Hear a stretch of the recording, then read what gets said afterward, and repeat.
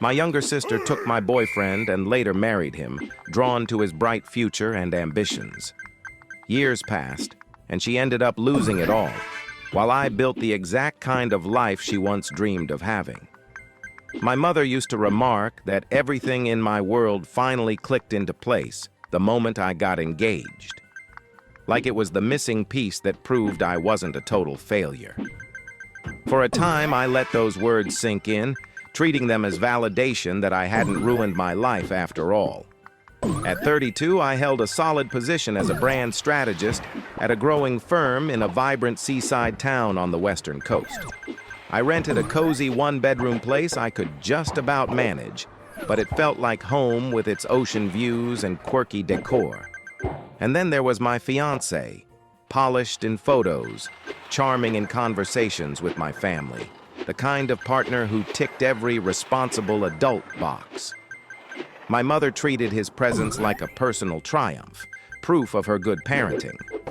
We crossed paths at a community fundraiser, one of those upscale mixers where attendees sip mineral water from elegant flutes and act like small donations will solve global problems. A former classmate dragged me along, promising useful contacts and free appetizers.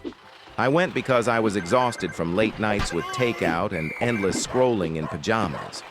He worked in business development, the type who drops synergy and scalability into every chat, yet manages to sound visionary rather than vague. When I shared stories about client pitches and campaign hurdles, he listened with real focus, or at least made me believe he did. In retrospect, that basic attentiveness shouldn't have felt revolutionary, but it did, and I fell for it quickly. Things progressed gradually, casual dates turning into regular weekends, cozy getaways to borrowed beach houses, meals at tucked-away bistros with creatively folded napkins, strolls along the shore on calm evenings. 4 months later, I introduced him to my parents. My mother turned the evening into an event. Trays of homemade snacks, endless questions, beaming like she'd won an award. My dad gave the classic firm handshake and approving nod that translated to, "You seem reliable, don't make me regret this." My sister arrived fashionably late, as always. 2 years my junior, she had spent our whole lives turning everything into an unspoken contest I never agreed to join.